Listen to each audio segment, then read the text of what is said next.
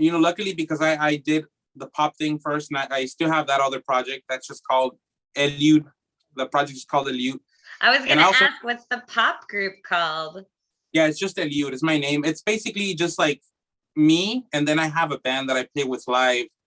And that project started back in 2016 actually.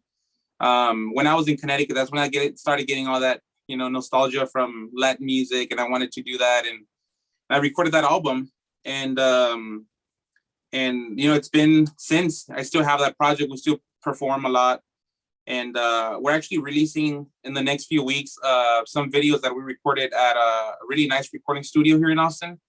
They just opened that studio. It's been open for like 3 months. We were one of the first groups to use it, Oh, so it's really cool. wow. And they've been super cool about it. They've been putting our video out as like a way to promote the studio as well. Oh, So it's been that's awesome, awesome. because it's a amazing studio. The guy that we worked with, he's done a lot of stuff with like Willie Nelson and Mhm. Snoop Dogg, and Wow. and so it was great working there with those people, and so those will be coming out soon. But that's with the Eliud project, the Eliud band. Yeah. So that's your tier 2, tier 1, tier 2, tier Right. 3 Right. of the triad of Eliud.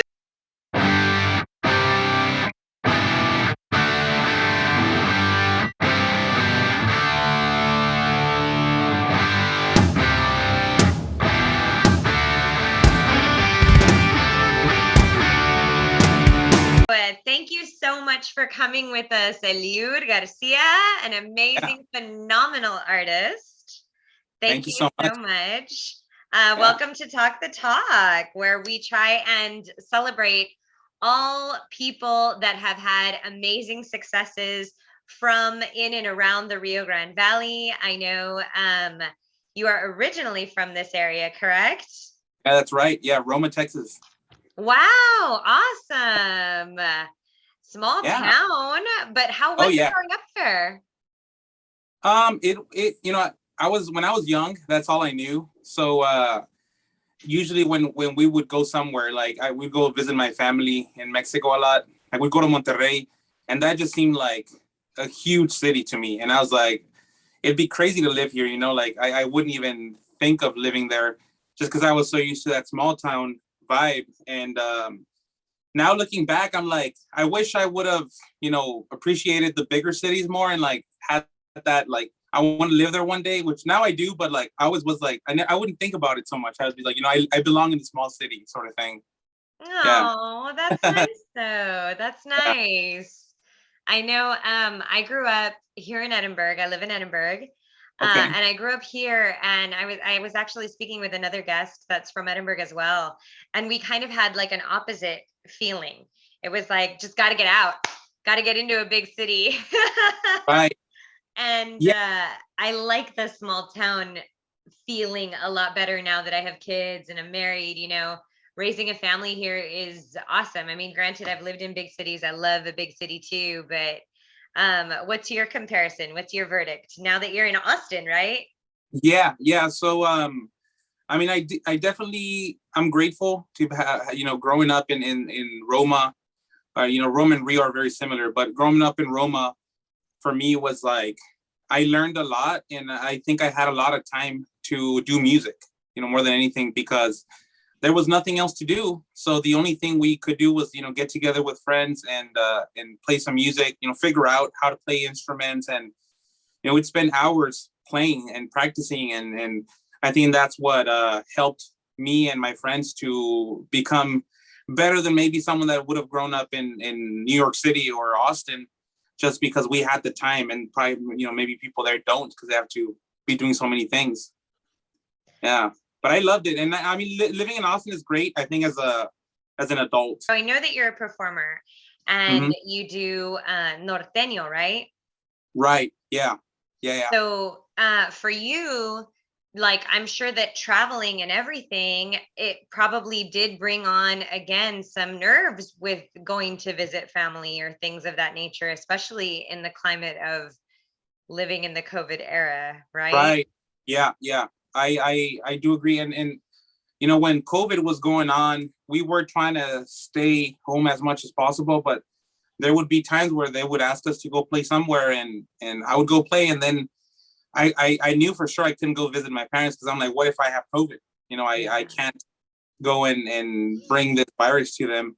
So that happened a lot during the whole, you know, pandemic, and now, you know, with the vaccines and everything, it's a little bit easier to rely on, you know, it's a little bit safer, I'd say, to travel, but it's still, you know, being careful. Like I'm exposed to people all the time, and you know, no one's been wearing masks anymore or whatever. But it's just something that we have to get used to. It's like you know, how everyone says, it's another virus that's added to the list that we have to worry about. Yeah, I mean, I completely agree. It's something that's going to be prevalent in society from now on. I Yeah. think I agree with you. And it's funny that you mentioned that, I know that you said that you're around people a lot, and I'm sure that that's as a performer going to different places, but are you a teacher by trade? Is that what I saw? So yes, it's not like I don't teach at a school, but I Mm-hmm. do private teaching. Oh, So cool. I went to school for music, and my path has changed so much. So I knew I wanted to do music regardless. I just didn't know what exactly or what branch of music. So I went to study classical music, and then my dream was to play in an orchestra, like in a symphony, a Oh, classical symphony. wow. Well, what instrument? So I studied trombone. Yeah, Wow. trombone. So that was like my dream, was to play in an orchestra. I did my undergrad, did my master's. While doing my master's, I played a lot with orchestras up in like the Connecticut area.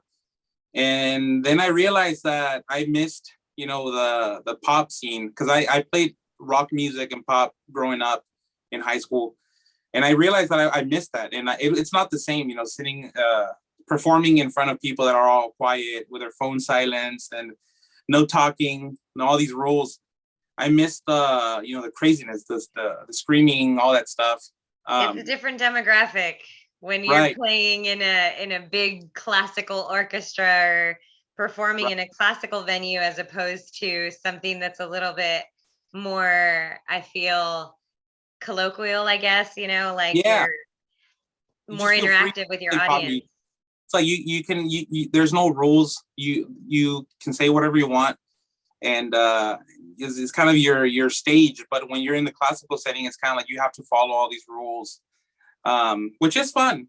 But then I realized that it's not what I wanted to do. So you know, having that background, the classical black background, that's why I teach now, because I'm like, you know, it's a way to still play my instrument that I studied, because I spent so many years studying it. So might as well, you know, still play the instrument.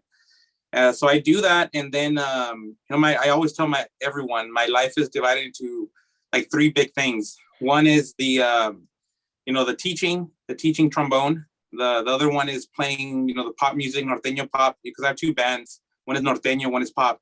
Hmm? And then the third one is being a sound engineer. I do a lot of recording in the studio.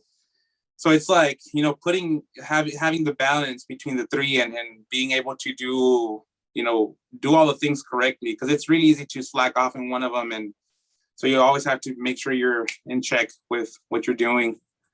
Yeah. Man, you are a busy man. Goodness. That is awesome though. I mean, really, like, at the heart of it all is music. Right. At the heart of it all is music, and it sounds like you are an incredible academic musician. Because is that what brought you to the Austin area initially? Is going to university? Because I saw that you went to Texas State.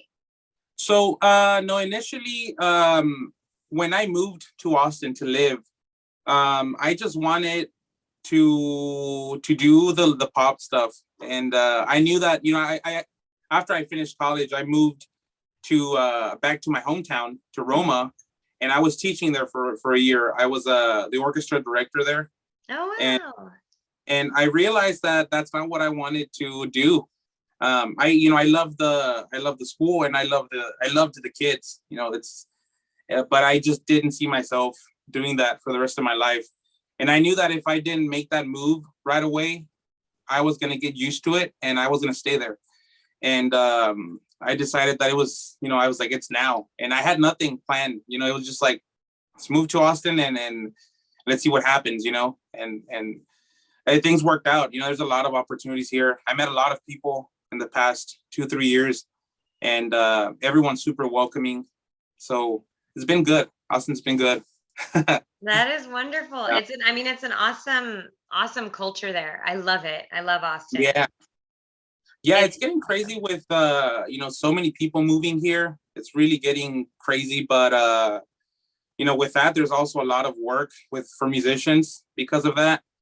And it's just a good place to be, I think, for now. I don't know if I also see myself here for the rest of my life, but it's definitely good right now. And I plan to stay here for, a couple more years, and we'll see what happens after that.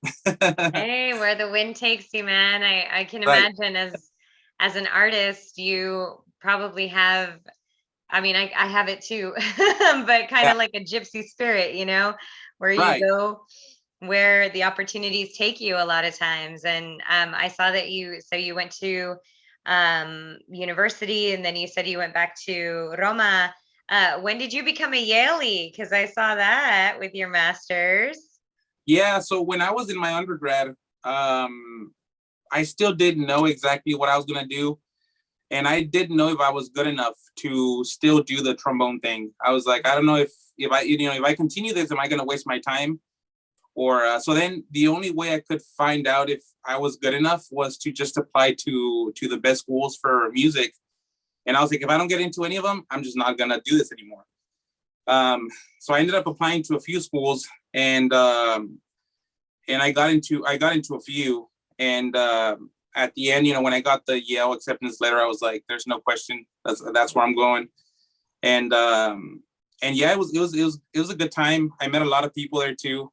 And it was very different. There I left like I said, I left the pop culture behind, and I was just doing the classical thing. And I traveled a lot, thanks to going to that school, and I was able to probably do a lot of things that I would have never done on my own, music wise. And but looking back, I'm like, what would it have been if I could have just gone straight to the the sound engineering, to the norteño stuff? Things would have maybe moved a little bit faster. There's right now I still feel like I'm in like the first couple of steps of the norteño scene. Mm-hmm. But I'm like, where would I be now if I would have started 3-4 years ago? But it's I'm enjoying the time. I also think that now, being older, starting a little bit older in this, has a lot of benefits. I feel like I'm more controlled and more mature. I take better decisions, and I probably wouldn't have taken some decisions. Being younger, I would have made a lot of mistakes. Well, I'm sure that academic experience also has probably really informed a lot of your decisions musically.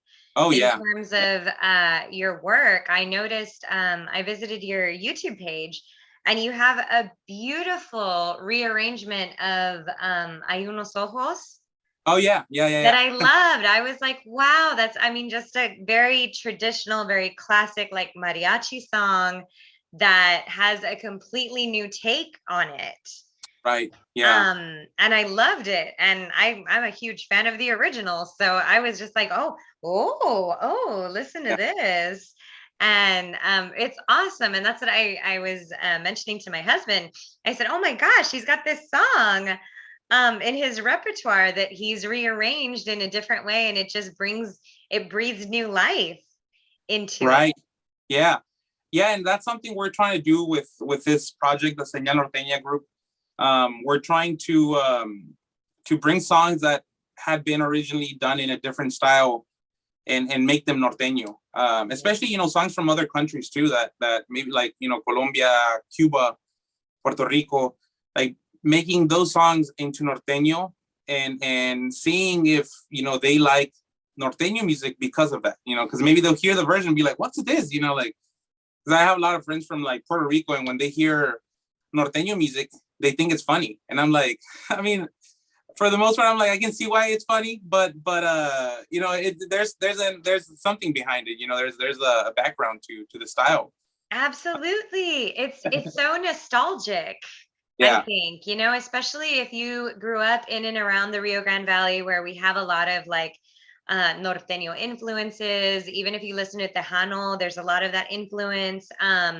You've got a lot of like the German influence with like polka beats going in there and stuff. There's actually I'm a teacher Okay. and Awesome. I teach human geography, and so I talk to my kids about this guy that's from the Netherlands, I want to say, and he has a norteño group in the Netherlands.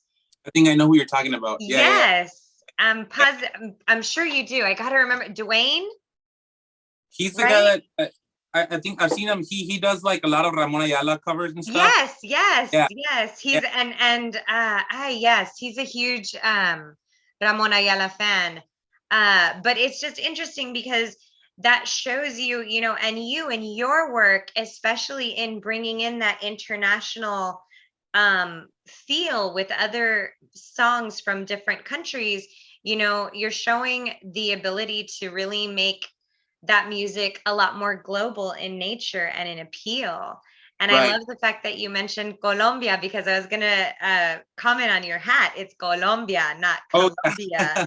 I love it. I yeah, love it. That's awesome.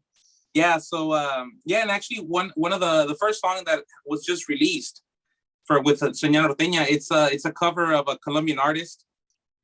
His name's Fonseca, Hmm. and his the song we chose is Te Mando Flores, just because that's the song that made him, you know, famous. Pretty much, that's the song that kind of blew his career, Hmm. and it's a beautiful song. And I was like, how can we adapt this song to norteño? You know, luckily they already have accordion in Colombia, and they Hmm. use it a lot. And you know, the style kind of worked out nicely with norteño, and same thing. And I was like, I'm gonna release the song and see if somehow people from Colombia find it, and they're like, hey, this is cool. You know, it's a different version of this song, and it's gone really well with that song. We've got a lot of great feedback, and you know, we just keep our album's about to come out probably end of July, Oh, and awesome. How can people get it? How so can people listen to it? it's gonna be everywhere on Spotify, Apple Music, just under Zegnal Nortena. One thing that I want to bring up is a lot of people see the name Zegnal Nortena. It's spelled Zegnal, Zegnal, Mhm. and they're like, "Oh, Zegnal Nortena." I'm like, "No, it's Zegnal." So it's kind of one of those things that I'm like, "Man, did I make a mistake picking that name?" Because you know, a lot of people might get confused, but I think it's unique. Hopefully, you know, people see it that way. Because I put the GN pronounced as Enye, and Hmm. Italian and influence there. yeah, so I don't know if it was a good move, but we'll see. Hey, you know what, Eliud, we were speaking before we started recording, we were speaking about your name and how Yeah, your yeah, name is very unique. And I love that. I think that that's amazing. And I think that's a cool call, man, to be able to yeah. say, no, it's señal. Like that's fantastic to be able to separate yourself, to make yourself a little bit more identifiable from perhaps other norteño groups.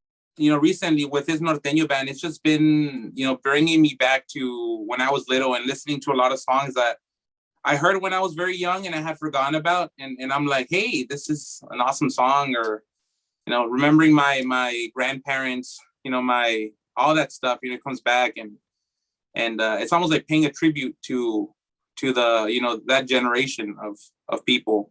Uh, Absolutely, absolutely. When I first heard, I have to admit, I did not find your pop music, but I did find your norteño music.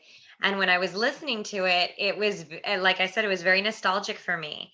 I have mhm. a Spotify playlist that I titled Childhood, and it Okay. has like old Fama songs. Oh I yeah. loved Fama. I grew up singing Linda Ronstadt, like the Linda Okay. Ronstadt Canciones de mi Padres, Uh huh. all of those mariachi songs and things like that. And so I have all of that on my Spotify playlist, and I was looking at yours and I was like, hey, this is some good stuff that that I can add, because Yeah. it took me back right away. It was amazing.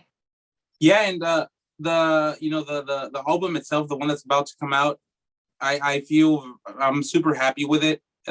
We have a lot of people that were involved in the project.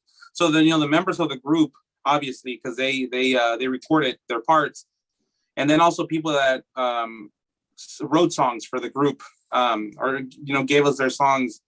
And for in the past, I have always been the type that I like to just record my stuff, like the stuff that I write, the stuff that I compose.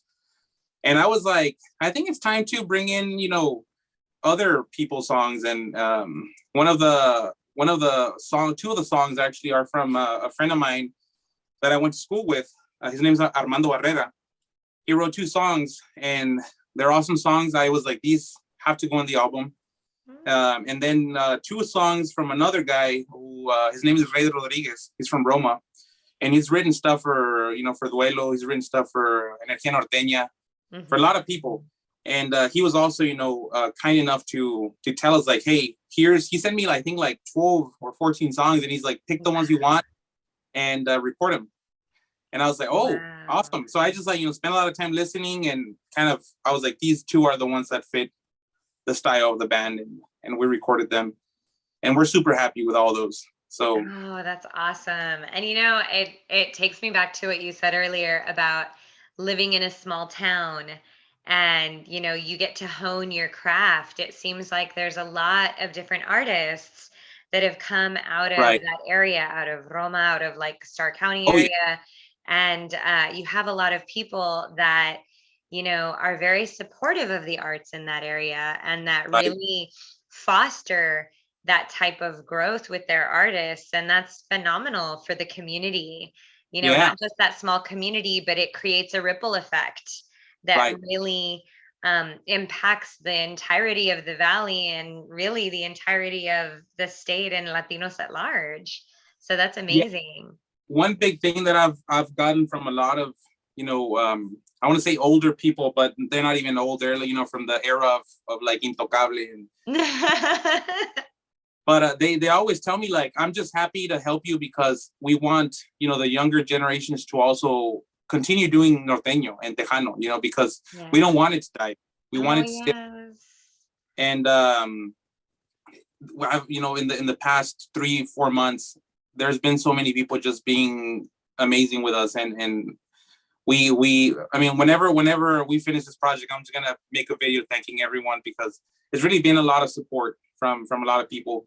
Even like the guys from Duelo, like they've been also just one of the guys that I've been sharing stuff with. He's been really grateful, or he's been really really supportive and telling us like, hey, this stuff is good. Like, you guys are gonna be awesome. Let us know how we can help. That kind of stuff. And you don't get that in the pop scene. Um, so I'm just, I'm really happy that I made the decision to finally make a norteño band, because it took me a while to realize that that's where I should be, doing. That's what I should be doing. And So there's nothing that says that you can't do both, and you're obviously a wonderful example of being able to do both, yeah, because that's the beauty of really of a lot of us that grew up here. We are Latinos, but we're also American Latinos, so like right, we have that duality of identity, right, where we're in touch with our Latino roots, or like for me, like my Mexican roots, very in touch with that, very in touch with the culture, very in touch with the music. Like I said, it's very nostalgic for me, but at the same time, it's like, oh, of course, I'm going to get down with some other music that I grew up with. And I can right. think about, like honestly, I grew up with a lot of classic rock. I love classic rock music. And I love to hear the influences of different artists. Oh Um, yeah, I think like I love Juanes. Juanes oh is yeah, amazing. And you hear, that he brings in like indigenous things, but then he also brings in stuff that he was a big fan of, like Metallica and things like that, that oh hard yeah, rock. And so it's interesting when you hear all of those things blended. And Right. now, I mean, I know I feel like it sounds silly to say it, but now like the whole Latino culture is kind of like hot. It's Right. it's like I agree. trending now, you know? Yeah. And I think that's amazing because we are such a big presence in this country, and for a long time, I feel like we haven't necessarily made our presence known.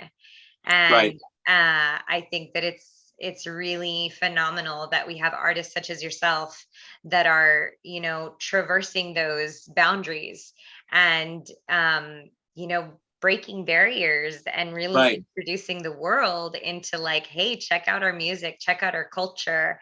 You know, Right. it's not just drinking on, Cinco de Mayo. I, I, my dream would be I would love to record at some point an album singing with my band and like having like an orchestra in the back. That'd be pretty cool. Oh, that sounds so Kind of cool. like stuff that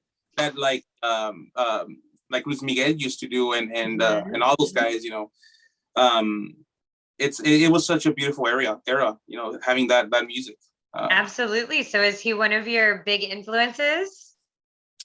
Recent, I mean, I have phases of like what I listen to. I think everyone does. And when I started listening to his stuff, I was like, this guy, obviously he has an awesome voice, but also the people behind, the composers, the songwriters, those are actually the brains behind the music. And you tell like back in that era, the music was way more complicated than it's now. Now it's a little bit more easier, everything's more simple, Well, but it's commercialized. more commercialized. Yeah, Yeah. and during that time, the music was different. It's more leaning towards classical, Hmm. uh, and and I think that's when I was like, this is cool. Like this what this guy did was cool. And then I started listening to other stuff. For a time, I became really. I was a big fan of like Armando Manzanero, Jose, but like Jose Alfredo Jimenez, obviously. He's always been, from when I was probably 11, 12, I was already listening to his stuff. And, from a very young age, I would pay a lot of attention to the lyrics and how they would word stuff and how they did it. It was just kind of, it was something that it was very interesting to me, how they made words into music. Well, I Yeah. mean, like you as an artist yourself, listening to you speak and listening to your work, Uh-huh. there are so many facets. It's just so multifaceted. Your music and then your viewpoint on music too. Like being Mhm. able to incorporate all of these different things and you're you're talking about the lyrics. I mean, that's poetry. That's poetry Yeah. set to song. And it's amazing. Like I know I grew up singing and performing around Texas and around the valley. um but I sang in Spanish and I didn't know Spanish. So to Okay. me, lyrics are secondary. Hmm. So for me, it's the beats and it's just the sound of the music and the feelings that are evoked through the rhythms and the tones and such. And so even songs in English, like I find myself not necessarily listening to the lyrics until afterwards, Oh yeah. you know? Yeah. And it's so interesting because it's neat to see the way that different people think. Like my mom is like you. She focuses on lyrics first. And so she's like, oh, listen to what they're saying. And they're talking about this. And this is why, there's the crescendo here and the decrescendo here, because it's, emphasizing this and it's talking Uh, about that. And I'm just like, I just love the way it sounds. it- When I was it's younger, but again, there was that language barrier for me. right. And so that's so neat because, you as a true artist are able to appreciate all of those different parts. So is it like the lyrics that come first for you, or is it the music itself, or is it like it varies dependent upon the project?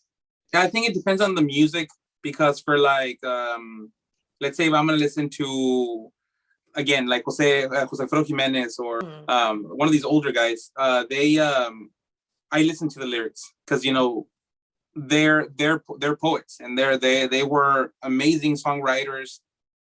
Obviously, the way they wrote is very different from how they write now. I wish music was still the way it was before, as far as lyrics. I have nothing against the stuff that's out now, but I wish there was more people doing this more romantic music. With like being really Like a careful with ballad. the words, and so for them, I listen to lyrics. If I'm listening to reggaeton, I'm mostly listening to music. Yeah, yeah. Just I don't even I couldn't even sing you a song of reggaeton because I wouldn't know the lyrics. I know the music. I You know can the beat. like reconstruct the beat, I, but not necessarily exactly what they're saying. Oh, you're pulling a Jen. That's what I used to do.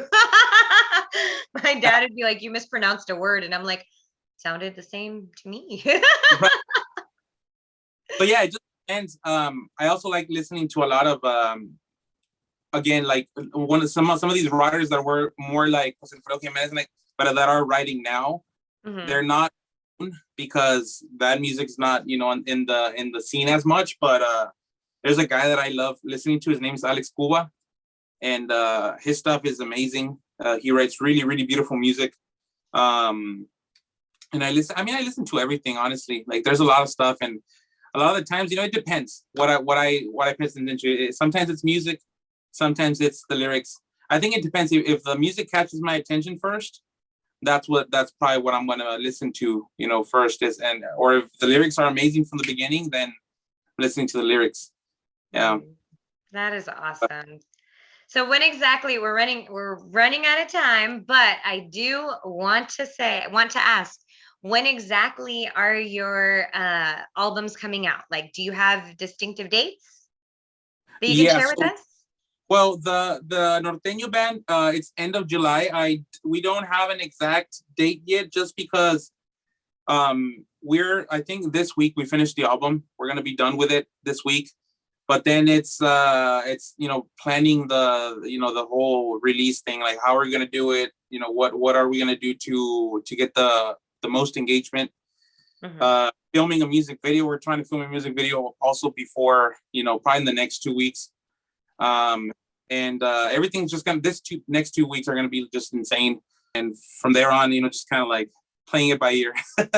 That is awesome. Hey, well, Yeah. you know what? We are all eagerly anticipating those Yeah. releases. And honestly, it has been my pleasure. It has been my honor to speak with you, No, thank you so and to be able to visit with you. And I'm so grateful that my husband was able to get in touch with you so that we could highlight you. Thank you So, so much. I mean, I'm super thankful to Joey. For he's interviewed me before, and thankful for giving me the space. And you guys are welcome in Austin whenever you guys are here. Just let us know, and we'll plan something out. sounds wonderful. Yeah, thank you so much. Thank you. Yeah, yeah, we'll be in touch. And I know you say you're also a singer, so I'd love to record some stuff for you too, if you ever want to Oh, record that some. would be awesome. I would love it. It All would be, it right, would be my honor. thank Thank you. you.